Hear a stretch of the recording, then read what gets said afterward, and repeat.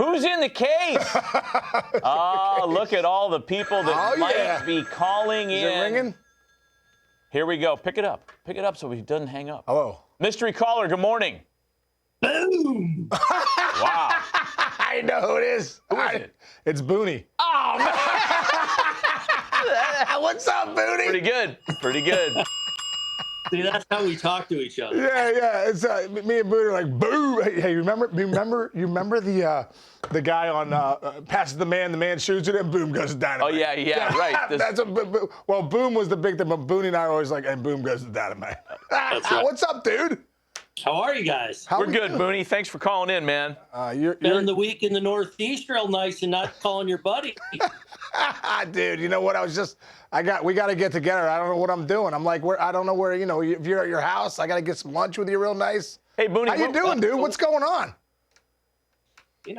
I'm at the stadium right now, flying down to Carolina for a little Carolina Duke. See my son this weekend, and then off to California for Thanksgiving week. You got sideline passes for the UNC game. Nah, I don't come up off the sideline passes. I sit in the coaches area up high, so it's a good spot. Hey, I think a lot of fans would probably be surprised to see a manager in the manager's office at the ballpark in November. What exactly are you doing there? What's going on today? I'm talking to you, knuckleheads. What was the first time you and Case met, Booney? Where were you guys? So, I was one of those guys that met him on base. I got to first base, I think, in Buffalo. I was playing with Indianapolis. That's right. And I'd heard about this guy, and it was my full season there in AAA, and was toward the end of the year, and he got called up from AA, right? And Buffalo and Indy were the two best teams in the league, so we had like a rivalry thing. And I had heard about this guy, Sean Casey, that was a little goofy and could hit. And I get to first base, and I met the nicest dude in the world, right? So that's how it started. Then he got traded over to us, and then we became great buddies, and the rest is history. But I'll tell you a great story about Case. There we are. Look at my highlights. Look at you, yeah. Yep.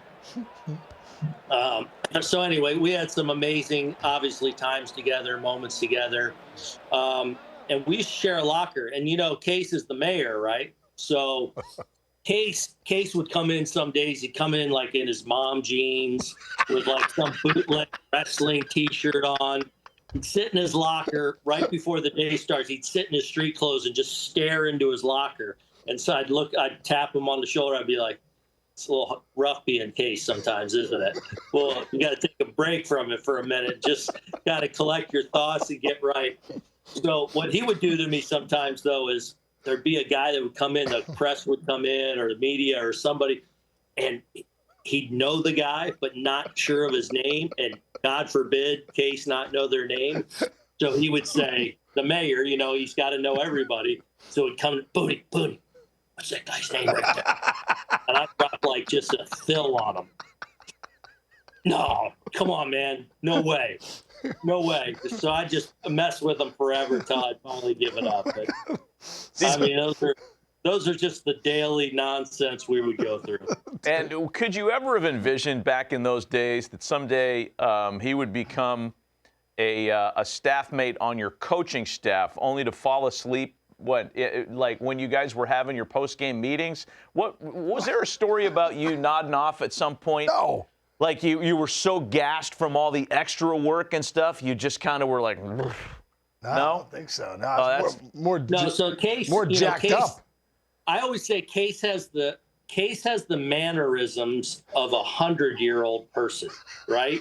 If you just stare and observe Case for a while, like he's going to make these faces that are like. So he's going to be that guy when he's 70 or 80 that looks like he's about 120 with some of his manners, but will totally know what's going on, and he'll hear you. So, yeah, like he'd doze off on the plane, he's the guy with the mouth open and just just that guy, right? So I'd, take pictures of him on the plane and things like that. So, yeah, that's Case. Case, you ever stare over at him and he's like, just off in his own world, just chewing on his inside of his mouth, like humming or nodding. And it's like, Case, people are looking at you. We've seen it, man. Well, It's a very accurate description. The funniest thing now, because Boone, I tell you the truth, Boone, when I got with the Yankees, I'd be in the, sometimes I would be in the, I'm sitting him in front of on the plane, and I do this blowfish face. I'm like, and then Boone would come up and he'd be like this. What are you doing? What are you doing with that face? I'm like, I don't know, dude. I'm just staring out into the oblivion. So now my wife, Sarah, loved that he was burying me on that. And she'll be like, got the blowfish going now, don't you? Like Sarah's crushing me at all times now, all because Boone brought it to her attention about these faces I make. And now I'm starting to see the faces too. Oh, boy. Look in the mirror. Well, Boone, listen, here's a great story. Bob Boone was our manager for 3 years, which I don't know how Boone grinded through that. They obviously had a great relationship, and Bob was great. And one time we're in San Diego, and I come out after a bat at bat, and I threw my helmet down. Freaking thing launches like 20 feet to the right, hits Bob, and it rattles Bob off the side.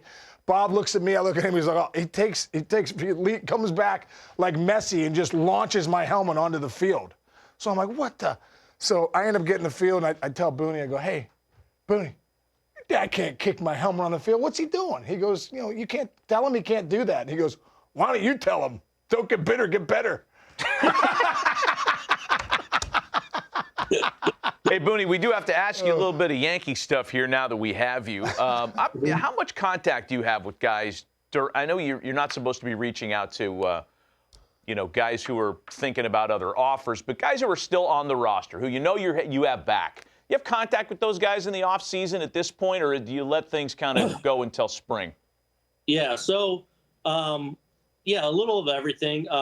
So up until about a week ago, we still had 4 or 5 guys still coming in here routinely, just end of the year, doing some rehab stuff or maybe working out before they left town. Volp's up the hall. Volpe's doing some rehab stuff up the hall. So there's people in here. So, but now once everyone kind of goes their separate ways, and we have a lot of guys, fortunately, that kind of stay and live in the Tampa area or will spend the bulk of their winter down there. So they're in our complex down there. My contact is, I try to give them some space, but I'll definitely be reaching out. Like I'll reach out around Thanksgiving next week and just check in with most of the guys. The guys maybe that I haven't talked to in the last week or 10 days or so, I'll try and just reach out and see how they're doing. So periodically I'll throw guys a text, or sometimes I'm calling if there's something specific that I know they're working on or that I want to follow up with. I'll do that as well. Boone, I want to know what your thought is. Obviously, you get a chance to watch him every day, and when I had a chance to watch him every day and watch him work and behind the scenes and just how good of a guy he is, but one of the greatest players we've ever seen. Obviously, Judgy winning the MVP the other day, and it was a close race, 17-13. Cal Raleigh had 13. I mean, in your argument for being a guy that's his manager his whole career and watching him day in and day out, why did you believe he's the MVP? Well, I just think what's amazing in this era where I think hitting is so difficult.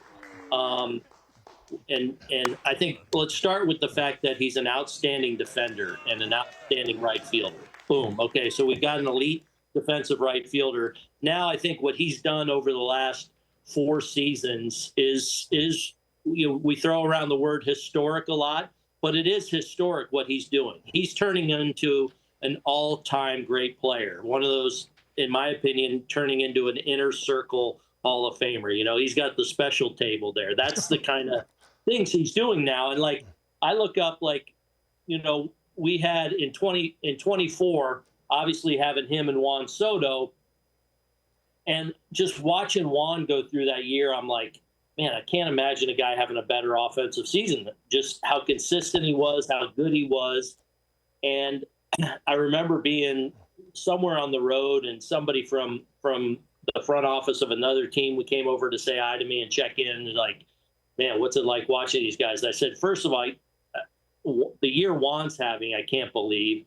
And I said, and then Aaron is over 100 points more of OPS than him, which that's the remarkable part. The difference between him and the number 2 guy, whether it's Ohtani, whoever it is, the gap in OPS between him and that number 2, and then like 2 and number 50, where is very similar. That's where I think it's remarkable. And that's, I think, where you kind of pinch yourself and go like, man, Aaron's playing at a different level and a different game. That because I felt like last year, I don't even feel like he was ever on fire, honestly, ever on fire. Maybe a little bit in the playoffs, he kind of caught fire and kind of went off in the, whatever 7 or 8 games we had in the postseason this year.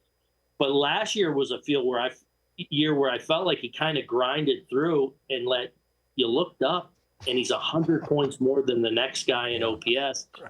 And while winning a batting title, which was very meaningful to him, like he's always wanted to be that 300-plus hitter with obviously the power, and to win a batting title going away on top of the slug and the on base and all those things that he brings, just adds another little gem in the crown. Booney, I know you watched the World Series. Did you have any takeaways from watching that that were kind of unique to what you may have thought about a team or a player or a rule or a trend? You're as good a student of the game as we've got, and I'm curious if anything struck you as different when you watched the World Series. Well, it's painful watching the World Series. Let's start with that. But obviously a remarkable World Series. Obviously next year we're getting ready for the ABS. So I'm that's one of the things this winter that I'm kind of stewing on, and what kind of rules are we going to implement in our own building with our own guys? What's the best route? Are there innings and situations that you come up that guys just know inherently, like I'm at a little more freedom to challenge here or not? Is there a coded number system? We say, hey, this is a 1 right here, or this is an 8 when you go up there if you're thinking about challenging. So I think it's going to be one of the tricky, interesting things to follow team by team, and how it kind of infiltrates the culture a little bit with guys challenging or not. Yeah, and then once it gets there, it just becomes normal, right? We were all so hyper-obsessed with the rules regarding the running game and only being able to throw over 3 times, and that 3rd time means someone runs. The first year of that rule change, everybody was off to the races. People weren't stealing bases last year the same way, so now it's normal. It just takes a few years for us to get our teeth in it. Yeah, I think one of the things that's happened, and that's one of the things I actually look into a lot this winter, and talking to with some of our coaches and our base running coaches and running game, controlling the running game. I think the controlling of the running game has gone to a completely different level over the last 3-4 years based on these rules, because it's forced teams to be more creative, more thoughtful. I think more guys are a little more inherently aware of the running game than in the past. You still have your guys, pitchers that you can take advantage of here and there, but I think they're fewer and far between because the rules have shifted to face the runner, to advantage the runner a little bit. So it's been pretty interesting to witness how teams have gone about to get a lot better at controlling the running game. Now, Booney, what are you doing for Thanksgiving, bro? You staying around here? Are you heading out to California? Out to California. Carolina today, and then I'll be there this weekend, and then out to California. What's your favorite dish in Thanksgiving? I like the mashed potatoes and gravy. Staple. Yeah. Can't go wrong. Just carb it up. Carb it up. I'm not a big turkey person. Oh, we've heard that about you, Harold. We've heard that.